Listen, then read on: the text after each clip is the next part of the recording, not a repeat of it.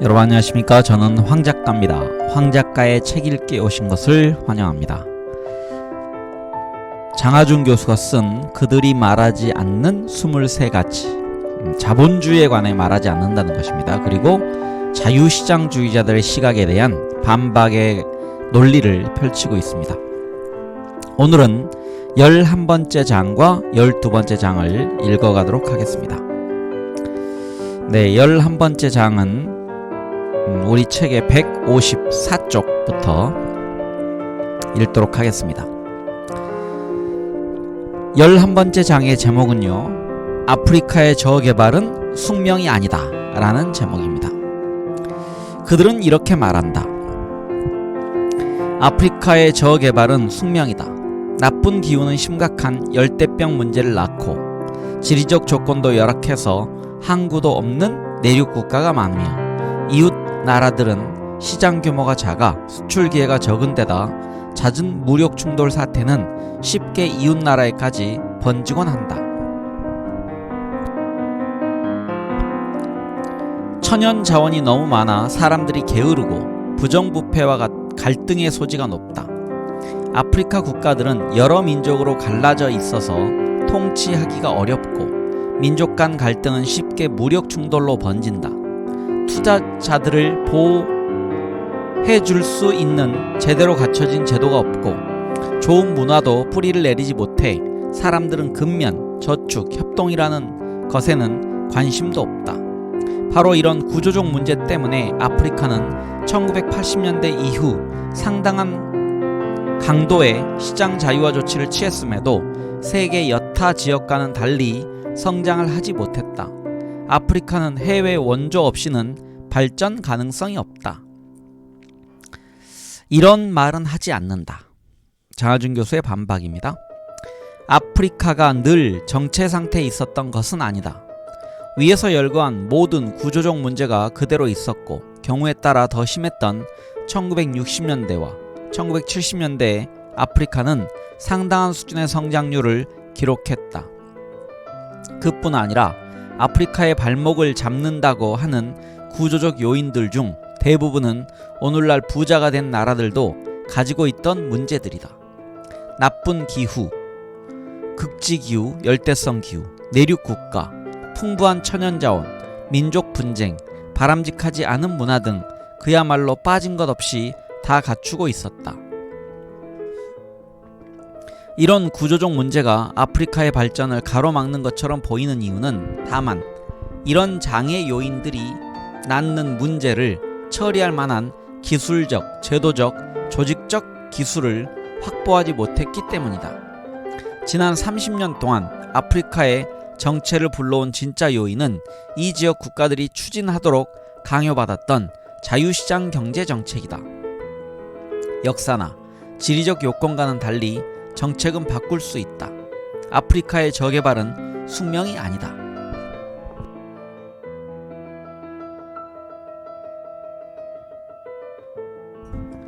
네, 소제목은요, 세라 페일린의 눈으로 본 세상 혹은 생쥐 구조대에 비친 세상입니다. 2008년 미국 대통령 선거에 공화당 부통령 후보로 출마했던 세라 페일린은 아프리카가 하나의 나라인 줄 알았다고 한다. 사람들은 어떻게 그런 생각을 할 수가 있을까 혀를 찾지만 나는 그녀가 어디서 그런 기상천외한 아이디어를 얻었는지 짐작이 간다. 바로 1977년에 나온 디즈니 만화 생쥐구조대가 그 답이다. 생쥐구조대에는 전 세계에 걸쳐 곤란한 지경에 빠진 동물들을 구출하는 구조 원조 단체가 등장한다. 이 단체가 전 세계 총회를 여는 장면이 있다.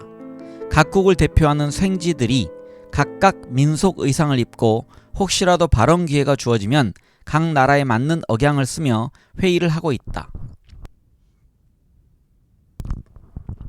베레모를 쓴 프랑스 생쥐, 점잖은 복장을 한 독일 생쥐, 페즈를 쓴 터키 생쥐, 카메라가 움직이자 털 모자에 멋진 턱수염을 기른 라트비아 생쥐가 보이고 그 옆에 여자 생쥐가 앉아있다. 그 생쥐가 대표하는 나라는 바로 아프리카이다. 디즈니사가 정말로 아프리카 대륙 전체를 한 나라로 생각하지는 않았을 것이다.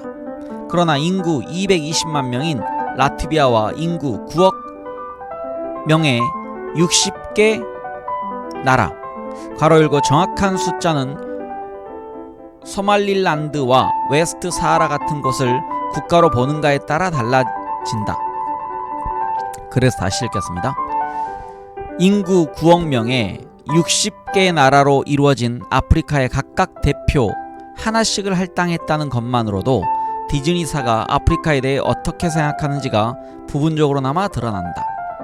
디즈니와 마찬가지로 많은 사람들이 아프리카를 서로 잘 구별도 되지 않는 나라들이 똑같이 무더운 기후, 열대병, 극심한 빈곤, 내전, 부정부패에 시달리는 땅덩어리로만 생각하는 경향이 있다. 아프리카의 모든 나라를 하나로 뭉뚱그려 생각하는 오류를 범하지 않도록 조심해야 하기는 하지만 그 지역 대부분의 나라가 빈곤에 시달리고 있다는 것은 부정할 수 없다. 특히 대부분의 사람들이 아프리카라는 말을 할 때 연상하는 사하라 남쪽 지역, 이른바 블랙 아프리카 지역만을 이야기하면 더욱 그렇다. 세계은행 자료에 따르면 2007년 사하라 이남 아프리카 국가들의 1인당 평균 소득은 952달러로 아프가니스탄, 방글라데시, 부탄, 인도, 몰디브, 네팔, 파키스탄, 스리랑카 같은 남아시아 국가 평균 880달러보다는 조금 높지만 그 지역을 제외하면 세계 최저 수준이다. 여기에 더해 많은 사람들이 아프리카를 이야기하면서 성장의 비극이라는 단어를 자주 사용한다. 1980년대 이후 성장률이 상승하기 시작한 남아시아와는 달리 아프리카는 만성적인 성장 실패라는 질병을 앓고 있다는 의미이다. 현재 사하라 이남 지역의 1인당 국민 소득은 1980년대와 거의 같은 수준이다. 더 걱정스러운 것은 아프리카 국가들도 다른 개발도상국들과 마찬가지로 1980년대 이후 자유시장 개혁을 추진했으니 이 성장률의 저하가 결코 정책을 잘못 써서가 아니라 주로 조상에게서 물려받은 역사와 자연 조건이라는 바꾸기가 불가능하다고 할 수는 없지만 극도로 힘든 장애 요인 때문이라는 점이다. 아프리카 국가들을 짓누르고 있는 것으로 간주되는 이른바 구조적 장애 요인은 듣기만 해도 숨이 차다. 그중 제일 먼저 거론되는 것이 자연 조건이다. 기후와 지리 조건, 천연자원이라는 적도에 가깝기 때문에 말라리아와 같은 열대병이 흔해서 노동자들의 생산성을 떨어뜨리는 반면에 의료 비용은 늘어난다. 여기 지금 문장이 한번 끝났었던 것 같은데요. 네, 다시 읽어야 되겠습니다. 맥락 파악을 위해서 제가 이게 마침편지, 신편지를 좀 구별을 못했습니다. 잘 안 보여서요. 그중 제일 먼저 거론되는 것이 자연 조건이다. 기후와 지리 조건, 천연자원이라는 끝났고요. 적도에 가깝기 때문에 말라리아와 같은 열대병이 흔해서 노동자들의 생산성을 떨어뜨리는 반면에 의료 비용은 늘어난다.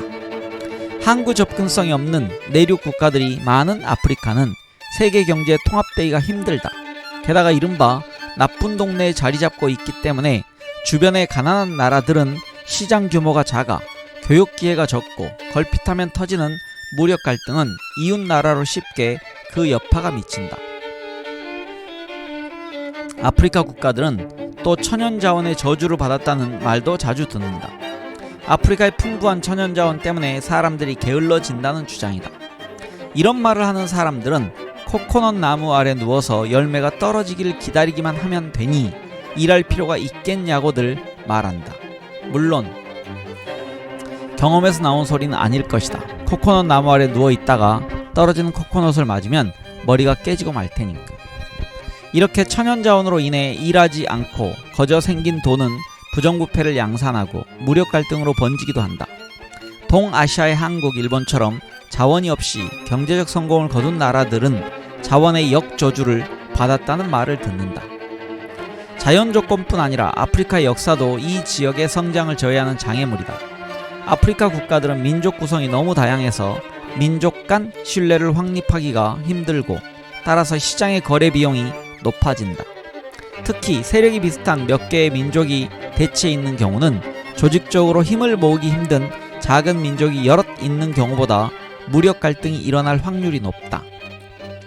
식민 통치를 하던 서구 열강은 열대병이 만연한 아프리카에 영구히 정착하지 않겠다는 생각에서 제대로 된 제도를 정비하는 노력을 기울이지 않았다. 이런 면에서는 기후와 제도 간에도 상관관계가 있다고 하겠다. 그들은 식민지화된 나라의 경제 발전을 위한 것이 아니라 자신들이 자원을 수탈하는 데 필요한 최소한의 제도만을 도입했던 것이다. 어떤 사람들은 심지어 아프리카 문화가 경제 발전을 막는다고까지 단언한다. 사람들이 열심히 일하지 않고 미래를 대비한 계획을 세우지도 않으며 서로 협력할 줄도 모른다는 것이다. 이런 이야기를 듣고 있다 보면 아프리카의 미래는 어두워 보인다. 그리고 지금까지 나열한 구조적인 문제들 중 어떤 것들을 해결할 수도 피할 수도 없는 문제처럼 보이기까지 한다. 내륙 국가에 적도는 가깝고 이웃도 좋지 않은 지역에 자리 잡은 우간다가 이런 문제를 도대체 어떻게 해결한다는 말인가? 나라를 옮길 수는 없으니 생각할 수 있는 유일한 해결책은 식민지 개척뿐인 것 같다. 예를 들어 노르웨이 같은 나라를 침공해서 자기 나라를 그리로 옮기고 노르웨이인을 우간다로 이주시키는 것과 같은 방법 말이다. 그리고 세계에서 가장 다민족 국가인 탄자니아는 인종 청소를 하는 방법밖에 없을 것이고 천연 자원이 너무 많아서 발전이 저해된다니 콩고 같은 나라는 광물이 묻힌 지역들을 타이완 같은 나라에 팔아넘겨 자원의 저주를 한시라도 빨리 떠넘기는 것이 좋다. 과거 식민정책이 남긴 좋지 않은 제도를 가진 모잠비크 같은 나라는 또 어떻게 하라는 말인가? 타임머신이라도 타고 가서 그 부분 역사를 다시 쓰는 것 말고는 도리가 없어 보인다. 문화가 경제발전을 막는다고 하니 카메룬 같은 나라는 전 국민을 상대로 세뇌 교육을 하든지 과거 크메르 루즈가 했던 것 같은 국민 재교육 캠프를 세워야 할 것이다. 이 모든 일은 물리적으로 불가능하거나 도덕적 정치적으로 해서는 안 되는 일들이다. 중간에 그 설명이 있어서 제가 머뭇거렸는데요. 도덕적 정치적으로 해서는 안 되는 일이 바로 다른 나라를 침공한다든지 인종 청소를 하고 재교육 캠프를 만드는 것 등이 나열되어 있습니다. 따라서 아프리카의 문제가 이런 구조적 장애 때문이고 현실적인 대책이 없다고 믿는 사람들은 아프리카의 해외 원조나 국제 교육 지원 등 예를 들자면 아프리카 국가들과 그와 비슷하게 가난하고 구조적 장애 요인을 안고 있는 나라들에게만 선진국들이 농산물 보호 정책을 완화해주는 것 같은 특혜. 그래서 다시 읽겠습니다. 현실적인 대책이 없다고 믿는 사람들은 아프리카의 해외 원조나 국제교육 지원 등 일종의 영구적인 장애복지 후원금 같은 것을 줘야 한다고 주장한다. 그러나 이렇게 현재 상태를 숙명으로 받아들이고 외부의 도움에 기대는 것 말고 아프리카가 경제발전을 피할 수 있는 방법은 없을까? 다시 읽겠습니다. 경제발전을 꾀할 수 있는 방법은 없을까? 아프리카가 스스로 일어나 두 발로 설 수 있는 희망은 진정 없는 것일까? 소제목이 있습니다. 아프리카 성장의 비극. 아프리카 성장의 비극에 대해 설명하고 그 비극을 헤쳐나갈 방법을 모색하기 전에 먼저 묻고 넘어가야 할 질문이 있다. 아프리카 성장 비극이라는 것이 정말로 존재하는 것일까? 이에 대한 대답은 아니다이다. 이 지역이 보이고 있는 저조한 성장률은 결코 만성적인 것이 아니기 때문이다. 1960년대와 1970년대 아프리카의 사하라 이남 지역의 1인당 소득 성장률은 그렇게 나쁘지 않았다.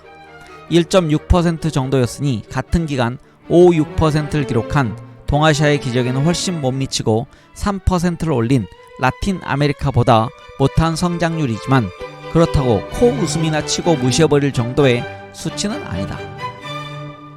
오늘날 부자가 된 나라들이 산업혁명기를 거칠 때 기록했던 성장률 1에서 1.5%보다는 나은 수치이기 때문이다.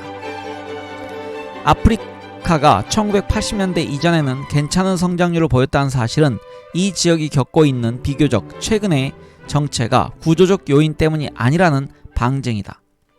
아프리카가 구조적으로 문제가 있어서 성장을 못하는 것이라면 역사적으로 한 번도 성장한 적이 없어야 한다.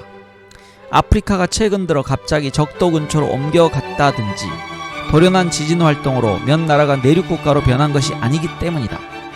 구조적 문제가 그렇게 중요한 요인이었다면 아프리카의 경제 성장은 시간이 흐르면서 가속화되어야 했다. 시간이 흐르면서 구조적 장애 요인의 일부는 영향력이 약해지거나 아예 없어질 수 있기 때문이다. 예를 들어 식민 통치국이 남긴 열악한 제도는 없애거나 수정할 수 있고, 다양한 민족 구성의 악영향도 1976년 미국의 역사학자 유진 베버의 고전 농민을 프랑스 시민으로 에서 나온 것처럼 의무교육, 징집, 대중매체 등을 통한 교육과 계몽으로 많이 약화시킬 수 있다. 그러나 이런 정반대 방향으로 흘러 아프리카는 1980년 이후 갑자기 성장을 멈추었다. 따라서 구조적 문제는 늘 있는 것이고, 그나마 시간이 흐르면서 그 영향력이 줄어들면 줄어들었지 더 심화되지는 않았을 터이므로 1960년대와 1970년대에 잘 성장하고 있던 아프리카 경제가 1980년대에 와서 갑자기 성장을 멈춘 현상은 이 구조적 문제만으로는 설명되지 않는다. 이와 관련하여 가장 혐의가 짙은 것은 당시 진행되었던 정책 방향의 극적인 변화였다. 1979년 세네갈을 필두로 해서 1970년대 말부터 아프리카의 사하라 이남 지역 국가들은 세계은행과 IMF 그리고 이 기관들을 조종하는 배후 부자 나라들의 제시한 구조조정 프로그램, 이게 SAPS라고 되어 있습니다. SAPS, Structural Adjustment Programs. 그래서 다시 읽겠습니다.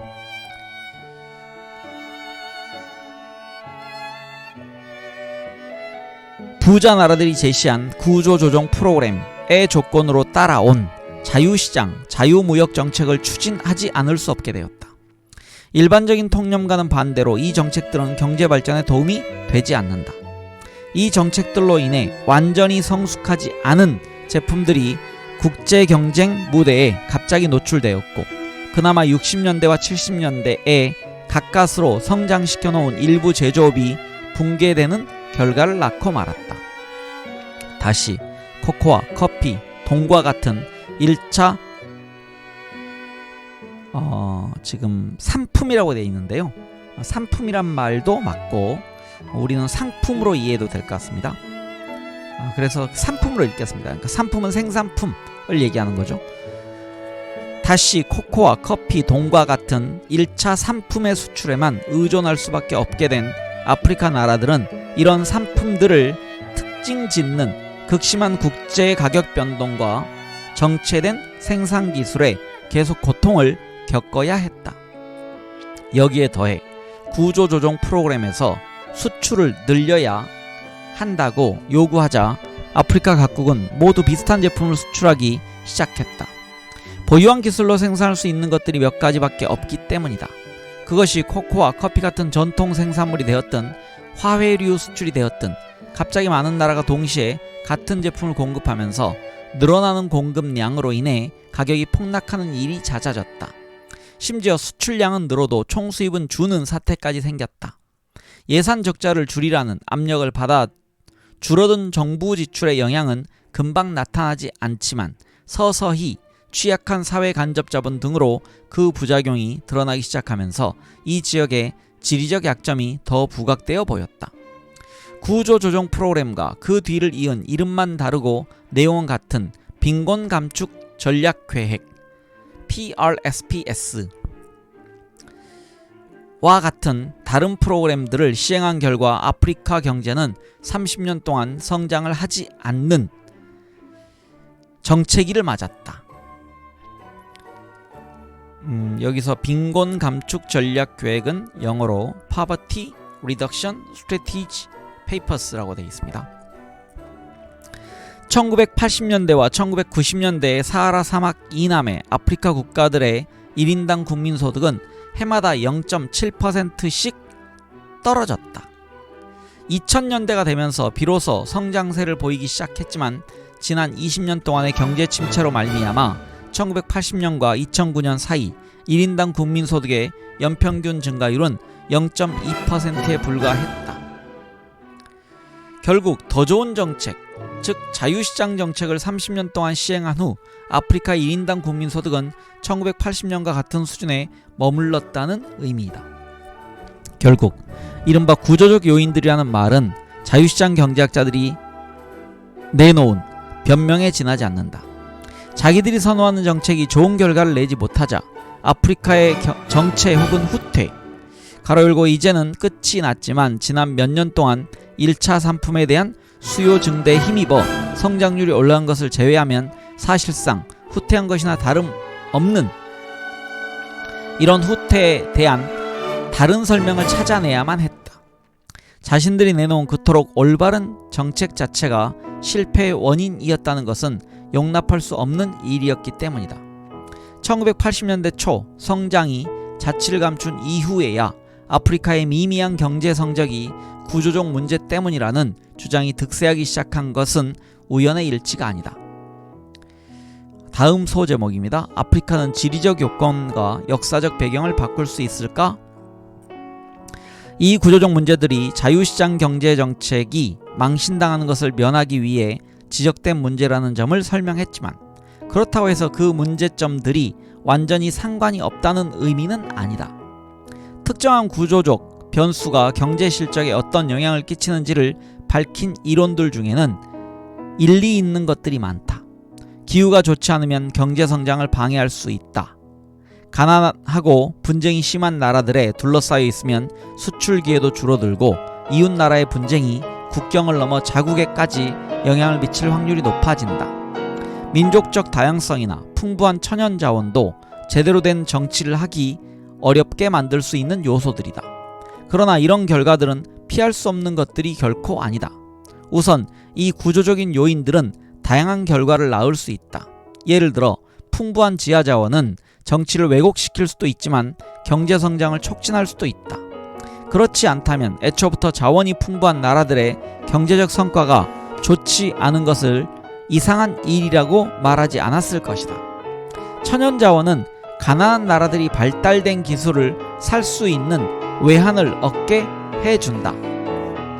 천연 자원을 가진 것이 저주라고 말하는 것은 부잣집에서 태어난 아이들은 모두 물려받은 재산 때문에 버릇이 나빠져서 인생에서 실패할 것이라고 말하는 것과 다르지 않다. 어떤 아이들은 정말 그렇게 되겠지만 또 다른 많은 아이들은 물려받은 재산을 이용해 부모보다 더한 성공을 거두기도 한다.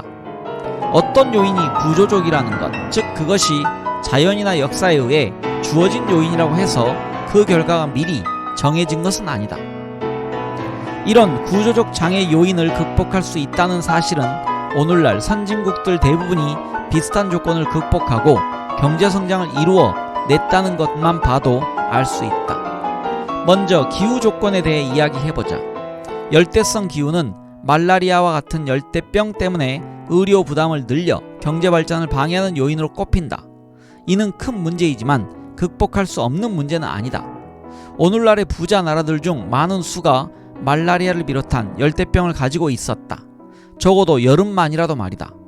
적도 한가운데 있는 싱가포르뿐만 아니라 이탈리아 남부, 미국 남부, 한국, 일본 등이 그 예이다.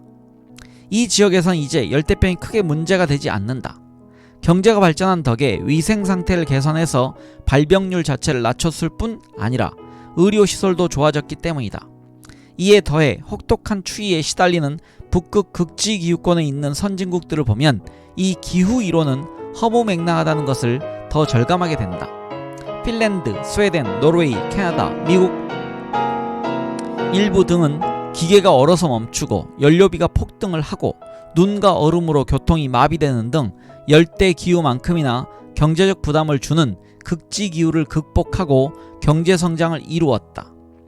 추운 기후가 더운 기후보다 경제 발전에 더 좋다고 믿을 만한 선험적 이유는 어디에도 없다. 추운 기후는 더 이상 이 나라들의 앞길을 막지 않는다. 추운 기후로 인한 장애를 극복할 돈과 기술이 있기 때문이다. 같은 논리를 싱가포르에도 적용할 수 있다.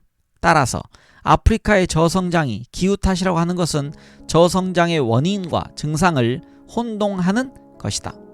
나쁜 기후가 저성장을 가져오는 것이 아니라 저성장의 결과로 나쁜 기후를 극복하지 못하는 것이다.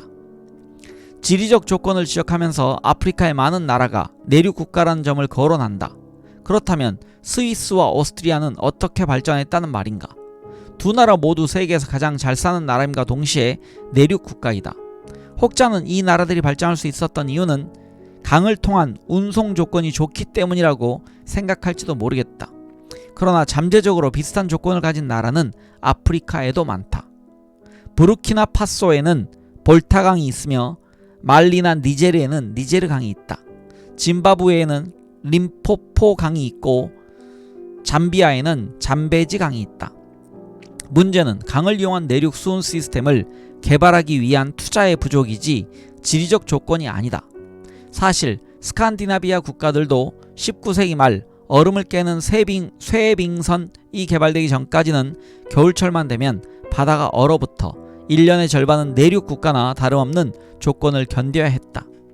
이웃에 어떤 나라들이 있는지도 경제 발전에 영향을 미친다. 그러나 이 또한 극복할 수 없는 문제는 아니다. 최근 인도의 가파른 성장세를 보라.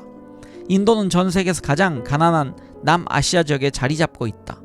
주변 국가들은 앞서 언급했던 것처럼 사하라 이남 아프리카 지역보다 더 가난하고 파키스탄과의 군사적 충돌, 인도 내 모택동주의를 추종하는 낙살라이트 게릴라단의 무장투쟁, 스리랑카의 타밀족과 싱할라족 간의 내전 등 이 지역에는 긴 역사를 가진 분쟁도 많다. 많은 사람이 자원의 저주를 이야기한다. 그러나 남아프리카 공화국과 콩고 민주공화국을 제외하면 나머지 아프리카 국가들보다 훨씬 더 많은 천연자원을 보유하고 있는 미국, 캐나다, 오스트레일리아 같은 나라들이 경제발전을 한 것은 풍부한 천연자원이 축복이 될 수 있음을 보여준다. 사실 아프리카 국가들 대부분은 천연자원이 대단히 풍부한 편도 아니다. 지금까지 주목할 정도의 광물 매장량을 보유한 것으로 밝혀진 나라는 10여 개도 채 되지 않는다. 많은 수의 아프리카 국가들이 상대적인 의미에서 천연자원을 많이 가지고 있는 것처럼 보이지만 사실은 기계, 사회 간접 자본, 숙련 노동자 등의 인공적 자원이 너무 부족하기 때문에 그렇게 느껴지는 것일 뿐이다. 실제로 19세기 말 20세기 초에 전 세계적으로 가장 빠른 경제 성장을 기록한 곳은 북아메리카, 라틴 아메리카, 스칸디나비아 등 자원이 풍부한 지역이어서 결국 자원의 저주라는 개념이 원래 있던 것이 아니라는 사실을 보여준다. 민족적 구성이 너무 다양한 것도 여러 면에서 성장을 방해할 수 있다. 그러나 그 영향을 확대 해석해서는 안 된다. 민족적 다양성은 다른 지역에도 흔히 존재한다. 미국, 캐나다, 오스트레일리아처럼 이민으로 이루어진 나라는 차치하고라도 현재 선진국이 된 유럽의 여러 나라도 언어, 종교, 이데올로기적 분열, 그것도 무력 충돌로 이어지기 가장 쉽다는 엇비슷한 중간 정도의 크기의 그룹들로 나뉘어 갈등에서 골머리를 앓았다. 벨기에도 2개, 가로열고 아주 작은 독일어권까지 포함하면 3개의 인종그룹이 있고 스위스는 4개의 언어와 2개의 종교로 나뉘어져 있으며 특히 종교 문제로 인한 내전을 몇 번이나 겪었다. 스페인은 심지어 카탈로니아족과 바스크족, 괄호 열고 이들은 독립운동을 하면서 테러까지 자행한다. 그래서 다시 읽겠습니다. 스페인은 심지어 카탈로니아족과 바스크족이라는 소수 인종 문제를 아직도 해결하지 못한 상태이다. 스웨덴은 1249년부터 1809년까지 560년에 걸쳐 핀란드를 점령한 결과 전체 인구의 5% 정도에 해당하는 핀란드인들이 자국에 살고 있고 핀란드에도 비슷한 규모의 스페인인들이 거주하고 있다. 비슷한 예는 수없이 많다. 단일 민족으로 이루어져 있어서 큰 혜택을 받다는 동아시아 국가들도 심각한 내부 갈등을 안고 있다. 타이완은 모든 국민이 중국인이라 인종 문제 같은 것은 없어 보이지만 실제로는 본토인들과 타이완 원주민이라는 2개의 그룹, 더 자세히 나누면 4개 어느 그룹으로 나뉘어 서로 상당히 적대적인 관계를 유지하고 있다. 일본도 한국인, 오키나와인, 아이누인, 브라쿠민 등 소수민족 문제가 상당히 심각하다. 내모국인 한국은 내가 아니고요. 내모국인 한국은 민족적 언어적으로 세계에서 가장 동질적인 나라 중에 하나이지만 그렇다고 서로 싸우지 않는 것은 아니다. 예를 들어 한국의 남서지역과 남동지역 사람들은 반목이 너무 심해서 타 지역 출신과는 자녀의 결혼도 허락하지 않을 정도이다. 재미있는 것은 한국만큼이나 인종적, 언어적으로 동질성이 높은 나라가 르완다라는 사실이다. 그러나 인구 대다수를 차지하는 후투족이 이전에 르완다를 지배했던 투치족을 말살하기 위해 인종 청소를 한 사건은 널리 알려져 있다. 민족이라는 것이 자연 발생적이 아니라 정치적으로 형성된다는 점을 보여주는 예이다. 정리하자면 부자 나라들이 다민족 문제로 고통받지 않는 것은 처음부터 단일 민족이어서가 아니라 국민 통합에 성공했기 때문이다. 사실 이 과정이 그렇게 순탄하지는 않았고 때로는 폭력까지 수반했다는 점도 주목할 만하다. 사람들은 또 낙후된 제도가 아프리카의 발전을 막고 있다고 말한다. 사실이다. 그러나 선진국들이 현재 아프리카 수준의 물질적 발전 단계를 거칠 당시에는 지금 아프리카 국가들이 가지고 있는 제도보다 훨씬 더 열악한 제도를 가지고 있었다. 그럼에도 불구하고 지금의 선진국들은 꾸준히 성장해서 결국 높은 수준의 발달 단계에 도달했다. 이 제도들은 대부분 경제성장이 일어난 후 아니면 적어도 경제성장 과정과 동시에 만들어진 것들이다. 이 말은 양질의 제도는 경제성장의 원인이 될 수도 있지만 동시에 성장의 결과물로 나타날 수 있다는 뜻이다. 따라서 낙후된 제도는 아프리카 국가들의 경제성장 실패 요인으로 거론될 수가 없다. 아프리카의 나쁜 문화 또한 늘 입방아에 오른다. 그러나 이전에 펴낸 나쁜 사마리아인들의 구장, 게으른 일본인과 도둑질 잘하는 독일인에서 밝혔듯이 오늘날의 선진국들도 과거에는 아프리카 못지 않은 나쁜 문화가 있었다. 20세기 초반까지도 일본을 방문한 미국인들과 호주인들은 일본인들이 게으르다고 말했다. 19세기 중반까지도 영국인들은 독일인을 가리켜 너무 바보 같고 개인주의적이며 감정적이어서 독일계 나라들은 경제 발전을 하기는 글렀다고 말했다. 부연 설명이 있습니다. 독일은 그 당시 수십 개의 작은 나라로 나뉘어져 있었다.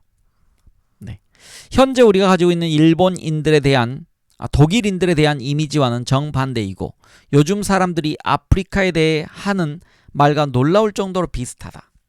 일본과 독일 문화는 경제 발전과 함께 크게 변했다. 더 규범을 잘 따르고 계산이 더 치밀하고 다른 사람들과 더 잘 협력하지 않으면 고도로 조직적인 산업사회에서 살아남기 힘들기 때문이다. 이런 측면에서 보면 문화라는 것은 경제 발전의 원인이 아니라 결과에 가깝다고 말할 수 있다. 그게 아프리카가 되었든 유럽이 되었든 문화를 경제 저성장의 원인으로 거론하는 것은 잘못이다.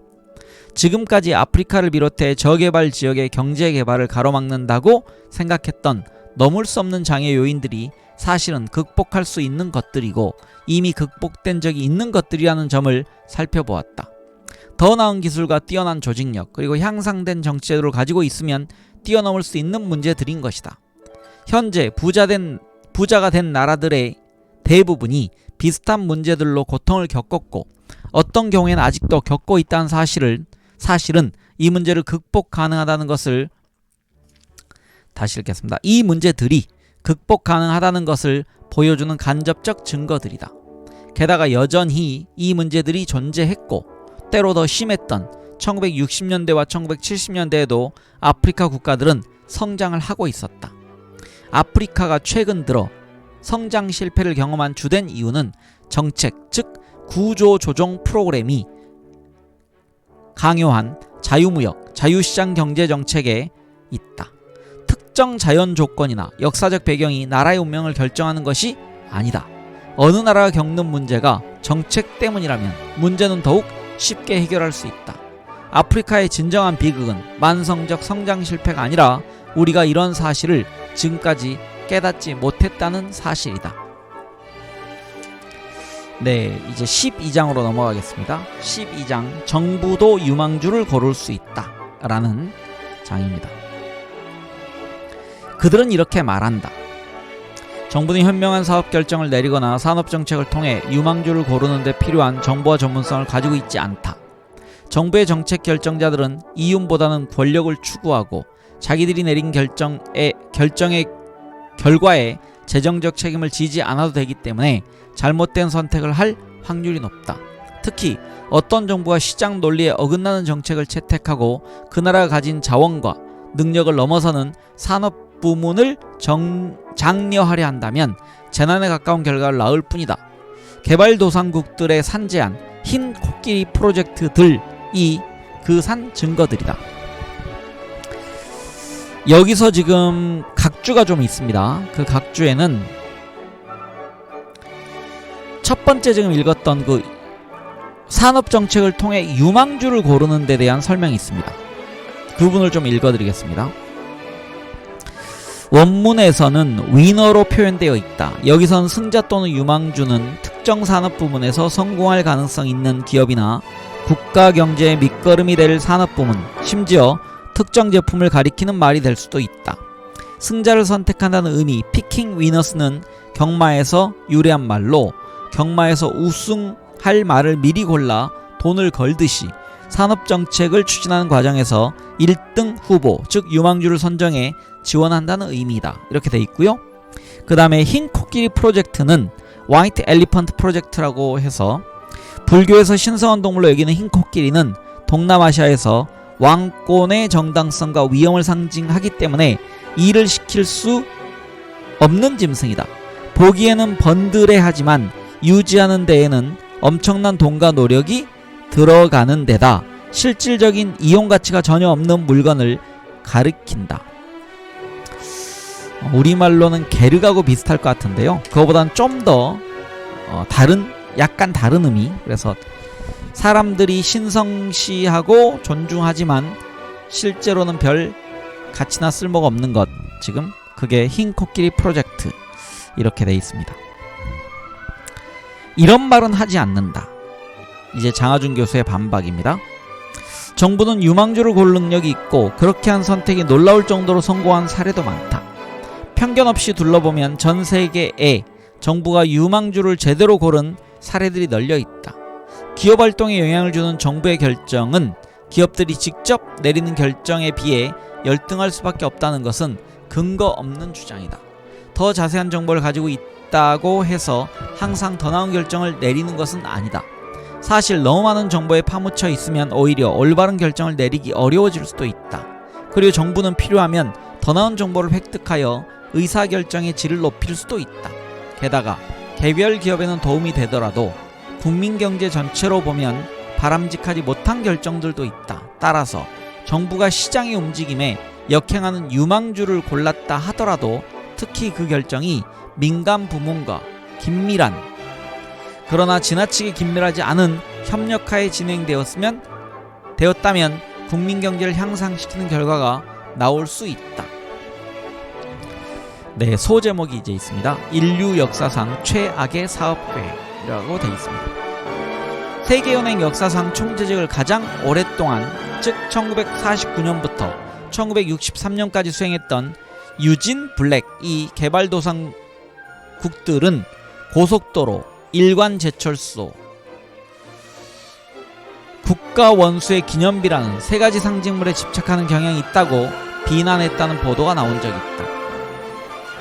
당시 개발도상국가 원수들이 그렇게까지 자기 우상화에 빠져 있지는 않았다는 것을 생각하면 그의 발언에는 국가 원수 기념비 부분은 좀 부당하다고 할 수 있지만 경제적 실현 가능성은 따져보지도 않은 채 유행처럼 고속도로나 제철소 같이 눈에 띄는 프로젝트만 손을 대는 분위기를 우려한 것은 일리가 있었다. 실제로 당시 너무도 많은 개발도상국들이 고속도로와 제철소를 건설했지만 고속도로는 내내 텅텅 비어 있었고 제철소는 막대한 정부 보조금과 관세 보호 정책으로 간신히 유지되었다. 흔히 흰 코끼리 프로젝트니 사막의 성인이 하는 표현도 당시 프로젝트를 설명하기 위해 나온 말이었다. 그때 개발도상국들이 꿈꾸던 사막의 성들 중에서도 제일 황당무계한 것이 1965년 한국이 내놓은 일관제철소 건설 계획이었다. 당시 한국은 세계에서 가장 가난한 나라 중 하나로 어류, 텅스텐 같은 천연자원이나 사람 머리카락으로 만든 가발, 저가 의류 같은 노동집약적인 제조업 제품 수출에 의존하고 있었다. 국제무역의 정설로 널리 받아들여지고 있는 비교 우위론을 따르자면 한국처럼 노동력이 풍부하고 자원이 부족한 나라는 철강 같은 자본이 많이 들어가는 제품은 만들지 않는 것이 현명한 일이었다. 설상가상으로 한국은 철강 산업에 필요한 원자재마저 나지 않는 나라였다. 철광석이 풍부한 스웨덴 같은 나라에서는 자연스럽게 철강 산업이 발전했지만 한국은 현대적 철강 제조업의 가장 핵심 원자재인 철광석과 점결탄이 거의 하나도 나지 않았다. 요즘 같았으면 원자재를 중국에서 수입했겠지만 그때만 해도 냉전 시대라 중국과 한국 사이에는 무역 거래가 없었다. 따라서 원자재는 오스트레일리아, 캐나다, 미국 등지에서 들여와야 했고 모두 5,000에서 6,000마일 떨어진 곳들이니 운송비가 엄청났다. 이런 상황이었으니 한국 정부가 항만, 도로, 철도 등의 인프라, 무료 이용, 세금 감면, 투자 초기 세금 부담 완화를 위한 자본설비 가속 감가상각 적용, 전기, 수도요금 인하 등 가능한 모든 지원을 약속해도 외국 원조나 투자자를 찾기가 힘들었다. 자본을 대줄 파트너를 찾기 위해 세계은행, 미국, 영국, 소독, 프랑스, 이탈리아 정부 등과 협상을 하는 사이 한국 정부는 그렇지 않아도 미심쩍어 보이는 이 프로젝트의 실현 가능성을 더 떨어뜨릴 만한 일련의 조치를 취했다. 제철소를 운영할 회사인 포스코를 1968년에 창립한 한국 정부는 이 회사를 국영기업으로 만들었다. 당시는 개발도상국의 국영기업들이 얼마나 비효율적인지에 대한 우려가 널리 퍼져 있을 때였다. 게다가 포스코를 이끌게 된 인물은 군 장성 출신으로 몇 년 동안 국영 텅스텐 광산 업체를 운영한 것 말고는 별다른 기업 경험이 없는 박태준 회장이었다. 아무리 군사 독재 정권이라도 이건 정말 너무 지나친 처사였다. 한국 역사상 가장 큰 벤처기업을 설립하려는 마당에 그 일을 책임지고 이끌어갈 사람이 전문 경영인도 아니라니 말이 되는가. 자본공여기관들에게는 인류 역사상 최악의 사업계획이나 다름없었다. 국영기업에 정치적으로 기용된 군 출신 사장, 생산하겠다는 것도 어느 경제학 이론을 찾아와도 그 나라에 적합하지 않다는 판정을 들을 만한 제품이었으니 말이다. 당연히 세계은행은 다른 자본 공여 기관들에게 이 프로젝트에 지원하지 말 것을 공고했고 협상을 하던 모든 파트너들이 1969년 4월 공식적으로 지원을 거부하겠다는 의사를 밝혔다. 이런 어려움에도 굴하지 않고 한국 정부는 일본 정부를 설득해 그들이 지불하고 있던 식민 통치에 대한 보상금 중 상당 부분을 제철소 건설 쪽으로 전용해 줄 것과 제철소에 필요한 기계류와 기술을 지원해 줄 것을 요청했다. 결국 포스코는 1973년 철강 생산을 시작했고 세계 시장에서 놀라울 정도로 빨리 자리를 잡았다. 1980년 중반에 이미 세계 보통강 생산 업체 중 가장 비용 효율이 높은 기업으로 꼽혔고 1990년대에는 세계 시장을 선도하는 철강 회사 중 하나로 성장했다. 포스코는 2001년 실적이 나빠서가 아니라 정치적인 이유로 민영화되었고 현재 생산량 기준으로 세계 4위 규모를 자랑한다. 참으로 수수께끼가 아닐 수 없다. 인류 역사상 최악의 사업계획에서 어떻게 역사상 가장 성공적인 기업이 탄생하게 되었을까? 수수께끼는 거기서 끝나지 않는다. 정부 주도로 생겨 성공을 거둔 한국 기업은 포스코만이 아니기 때문이다. 1960년대와 1970년대에 걸쳐 한국 정부는 많은 민간 기업들을 독려해 기업 스스로 선택하도록 놔두었으면 손댈 가능성이 별로 없음직한 부문에 진출하도록 만들었다. 이 독려는 종종 정부 보조금이나 수입품으로부터의 보호관세와 같은 당근의 형태를 띠었다. 실적이 시원찮은 기업들에게는 이런 지원이 중단되었기 때문에 당근인 동시에 채찍이기도 했다. 그러나 이런 당근을 주어도 기업들이 움직이려 하지 않으면 채찍, 그것도 큰 채찍이 동원되었다. 당시 전적으로 국가 소유였던 은행을 통한 대출 중지 위협이나 중앙정보부에서 조용히 타이르는 방법도 사용되었던 것이다. 흥미롭게도 이렇게 정부 주도로 시작된 기업들 중 많은 수가 큰 성공을 거두었다. 전자업계의 거인으로 이름이 알려진 LG는 1960년대 섬유산업에 진출하고 싶었지만 정부로부터 이를 저지당하고 대신 전선 사업에 뛰어들어야 했다. 아이러니컬하게도 이 전선 회사가 바로 LG그룹 중에서도 세계적으로 가장 잘 알려진 LG전자의 전신이다. 최신 초콜릿폰의 눈독을 들여본 사람이라면 LG전자라는 이름에 익숙할 것이다. 1970년대 한국 정부는 현대그룹의 전설적인 창업주 정주영 회장에게 조선업을 시작하라는 압력을 넣었다. 리스크를 두려워하지 않기로 유명한 정주영 회장마저 처음에는 주저했지만 당시 독재자이자 한국 경제의 기적을 주도한 박정희 장군이 직접 현대그룹을 파산시키겠다고 협박하자 마음을 고쳐먹었다는 일화가 있다. 그렇게 시작된 현대조선은 이제 세계에서 가장 큰 조선회사 중에 하나이다. 불량주 고르기? 현대 경제학계의 주류를 이루고 있는 자유시장 경제 이론에 따르면 포스코, LG, 현대 등이 거둔 성공은 절대로 일어날 수 없는 일이다. 이 이론에 따르면 자본주의는 정부의 간섭을 전혀 받지 않고 사람들이 자기 비즈니스를 스스로 책임지도록 놔둘 때 가장 성공한다. 정부가 내리는 결정은 기업을 운영하는 당사자가 내리는 결정에 비해 항상 열등할 수밖에 없는데 이는 당사자들이 정부보다 필요한 정보를 더 많이, 더 효과적으로 확보할 수 있기 때문이다. 따라서 어떤 기업이 B산업이 아닌 A산업 부문에 진출하겠다는 결정을 내린다면 그것은 자신의 능력과 시장의 여건을 고려할 때 B산업보다 A산업에서 더 많은 이윤을 낼 수 있다는 판단이 서서 그런 것이다. 아무리 영리한 정부 관료라 할지라도 관련 기업의 경영자들만큼 비즈니스 감각과 경험이 없는 상태에서 그들에게 B산업에 진출하라고 말하는 것은 정말 주제넘은 것이 아닐 수 없다. 다시 말하면 정부는 유망주를 골라낼 능력이 없다는 주장이다. 자유시장 경제학자들은 실제 상황은 이보다 더 심각할 수 있다고 말한다. 정부의 의사결정권자는 유망주를 골라낼 수 없을 뿐더러 오히려 오히려 꼴찌할 말을 고를 가능성이 더 높기 때문이다.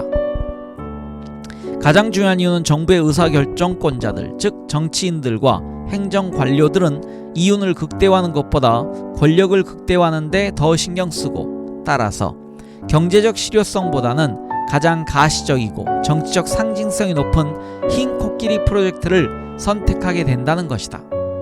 게다가 정부 관료들은 남은 돈을 가지고 일하기 때문에 게다가 정부 관료들은 남의 돈을 가지고 일하기 때문에 자신들이 추진하는 프로젝트의 경제적 성공 여부를 크게 걱정할 필요가 없다.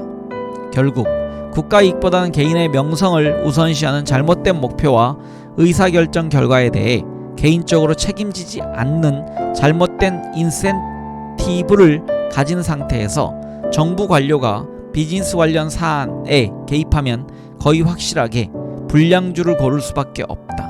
그 때문에 기업 관련 비즈니스가 정부의 비즈니스가 되어서는 안 된다고 말하는 것이다. 잘못된 목표와 동기로 정부가 불량주를 고른 가장 대표적인 사례가 1960년대 영국과 프랑스 정부가 공동 출자한 콩코드 프로젝트이다. 콩코드 여객기야말로 인류의 엔지니어링 역사상 가장 기억에 남는 위협이었다. 뉴욕의 브리티시 항공 광고판에서 본 콩코드 광고 문화는 아직까지도 기억에서 사라지지 않을 만큼 인상적이었다. 광고는 사람들에게 콩코드를 타고 떠나기 전에 도착하라고 설득하고 있었다. 괄호 열고 콩코드기로 대서양을 횡단하는 데에는 3시간이 걸리는데 뉴욕과 런던의 시차가 5시간이므로 런던에 도착하면 자기가 떠나기 전에 도착하는 셈이다. 괄호 닫고. 그러나 초음속 여객기를 개발하는 데 들어간 돈과 브리티시 항공과 에어프랑스가 콩코드기를 구입할 때 들어간 정부 보조금 등을 고려하면 이 프로젝트는 대대적인 실패로 끝나고 말았다. 정부가 시장 논리에서 괴리되어 있었기 때문에 유망주를 고르는데 크게 실패한 예는 인도네시아 항공산업이다. 인도네시아는 세계에서 가장 빈곤한 국가 중 하나이던 1970년대에 항공산업에 뛰어들었다. 그 같은 결정을 한 이유는 오로지 인도네시아를 통치했던 모하메드 수하르토 대통령 치하에서 20년 넘게 2인자 노릇을 했고, 수하르토가 물러난 뒤에도 1년 정도 대통령을 역임한 바 있는 바하루딘 하비비 박사가 독일에서 항공공학을 전공하고 그 분야에서 일한 경력이 있었기 때문이다. 널리 인정받는 경제 이론과 다른 나라의 사례들로 비추어 볼 때 정부가 유망주보다는 불량주를 고를 확률이 훨씬 높은데도 한국은 무슨 재주로 그렇게 많은 유망주를 골라낼 수 있었을까? 한 가지 가능한 대답은 한국이 예외라는 설명일 것이다. 무슨 이유가 되었든 한국 정부 관료들이 예외적으로 유능해서 다른 나라 관리들은 모방할 수 없는 방법으로 유망주를 제대로 골랐다는 말이다. 이 이야기는 결국 우리 한국인들이 인류 역사상 가장 똑똑한 사람들이라는 의미다. 한국인 나로서는 우리 동포들을 그렇게 훌륭하게 봐줘서 고맙지만 아마도 다른 나라 사람들에게는 이런 설명이 잘 먹혀들지 않을 게 분명하다. 이 책의 다른 부분에서 더 자세히 설명했지만 정부가 유망주를 제대로 골라낸 나라는 한국만이 아니다. 동아시아 경제 기적을 이뤄낸 다른 나라들도 모두 비슷한 일을 해냈다. 약간 더 공격적인 수단이 동원되긴 했지만 한국 정부가 사용한 유망주 고르는 방법은 기본적으로 일본에서 배워온 것이다. 타이완과 싱가포르 정부 관료들도 수단은 조금 차이가 나더라도 정부가 적극적으로 개입해서 성공적으로 유망주를 고른 점은 한국 못지 않았다. 더 중요한 사실은 성공적으로 유망주를 골라낸 것이 동아시아 국가 정부들만의 전유물이 아니라는 점이다. 예를 들어 20세기 후반 프랑스나 핀란드, 노르웨이, 오스트리아 정부 등도 보호무역이나 보조금 지급, 국영기업에 의한 투자를 통해 산업발전을 성공적으로 입안하고 지휘했다. 산업정책을 동원한 적이 전혀 없는 척하는 미국 정부도 2차 대전 이후에는 연구개발 부문에 대규모 지원을 해서 특정 산업이 발전할 수 있도록 유도했다. 컴퓨터, 반도체, 항공기, 인터넷, 생명공학 등은 모두 미국 정부의 연구개발 지원에 힘입어 발전한 대표적인 산업 분야이다. 20세기 초보다 정부의 산업정책이 조직력과 효과 면에서 훨씬 미약했던 19세기 말, 20세기 초에도 이제는 부자가 된 나라들 대부분이 관세, 보조금 지원, 인허가, 규제책 등을 동원해서 특정 산업을 발전시키는데 성공한 사례들이 많다. 정부들이 이렇게 유망주들을, 때로는 엄청나게 성공한 유망주들을 제대로 골라낸 사례가 많이 있는데도 이것이 불가능하다고 주장하는 이론이 있다면 그 이론에는 뭔가 잘못된 점이 있는 게 아닐까 하는 의심이 들지 않는가? 이 질문에 대한 대답은 예스이다. 그렇다. 이 이론에는 잘못된 부분이 많다. 첫째, 이 이론에서는 어떤 상황을 가장 가까이에서 직접적으로 접하는 사람이 최고의 정보를 가질 수 있고 따라서 가장 올바른 선택을 내릴 수 있다고 암묵적으로 가정하고 있다. 얼핏 들으면 일리가 있어 보이지만 근접성이 좋은 것이 판단을 보장하는 요인이라면 잘못된 판단을 내리는 기업은 하나도 없어야 한다. 그러나 때로는 어떤 상황에 너무 가까이 있다 보면 객관적으로 바라보기가 더 어려울 수 있다.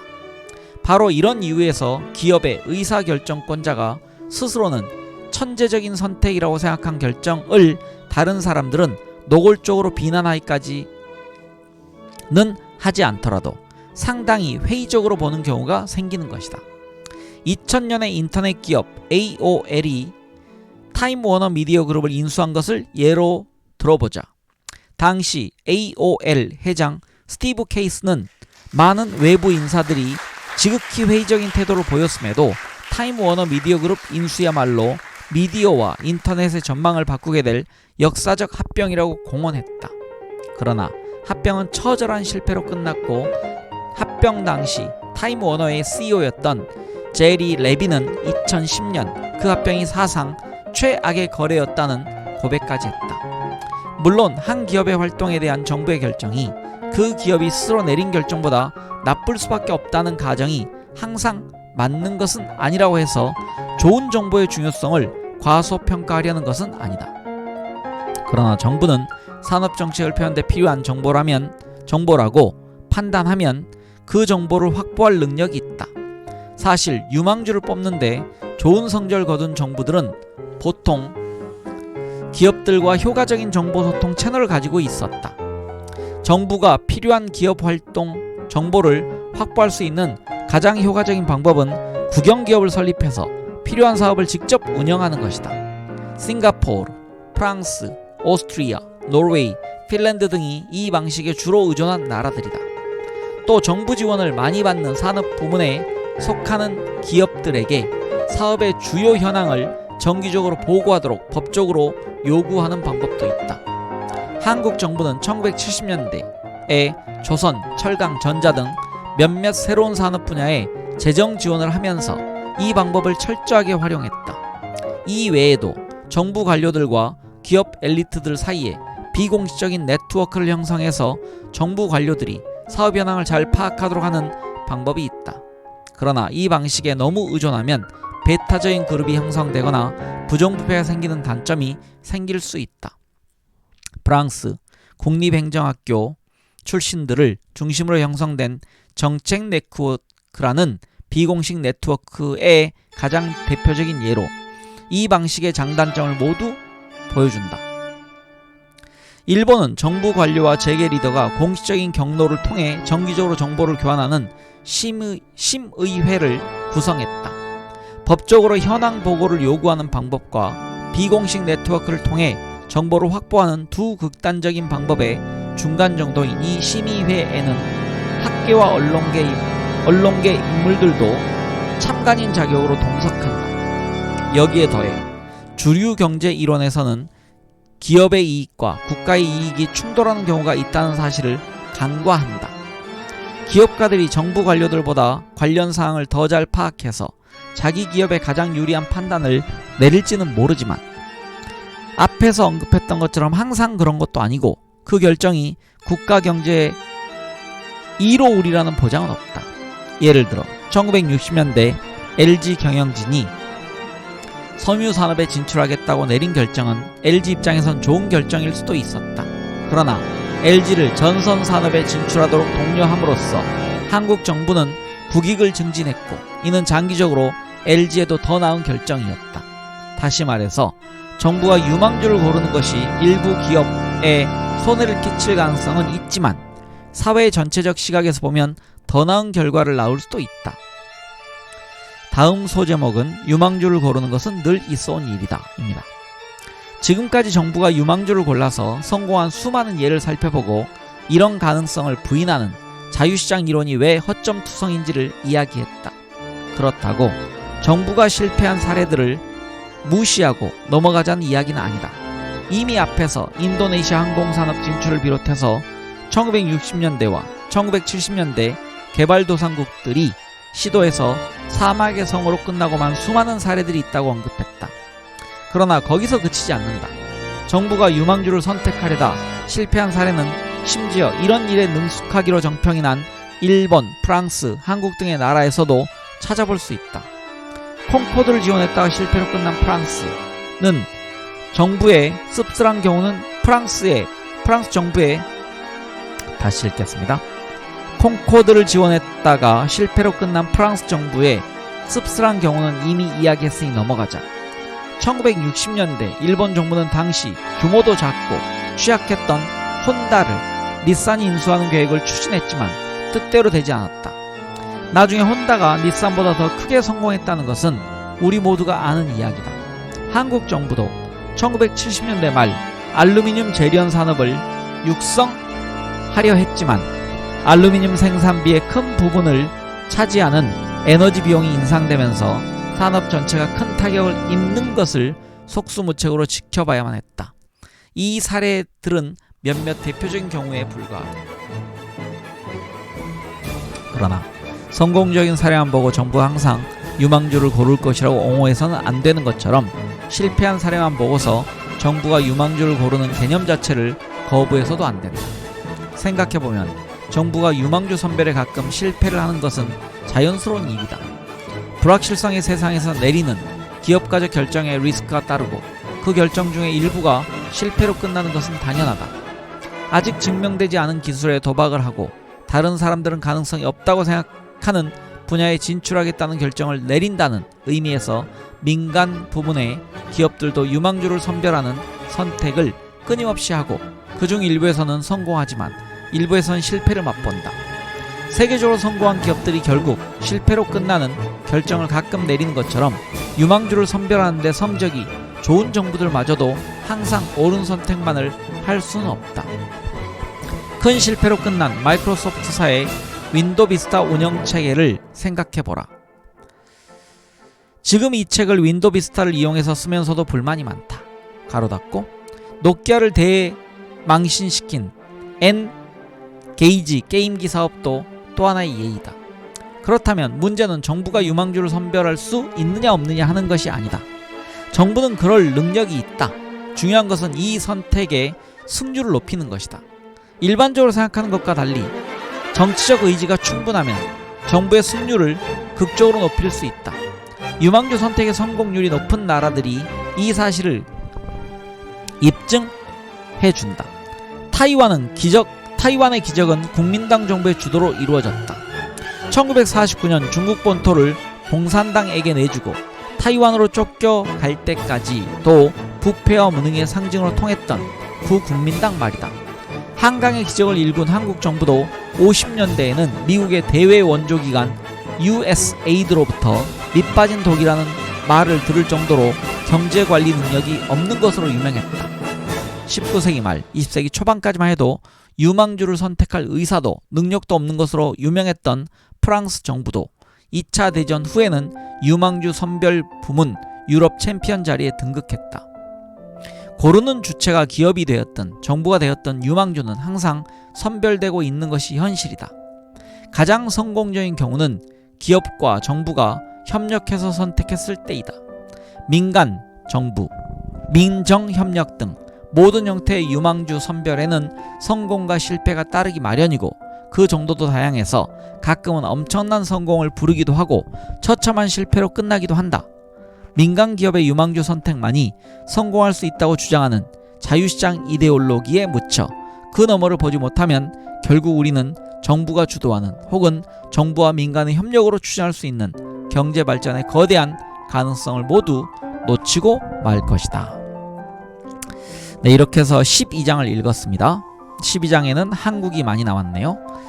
네, 13장에서는 부자를 더 부자로 만든다고 우리 모두 부자가 되는 것은 아니다 라는 장을 읽도록 하겠습니다. 네, 함께 해주신 많은 분들 감사드립니다. 다음 시간에 뵙겠습니다. 감사합니다.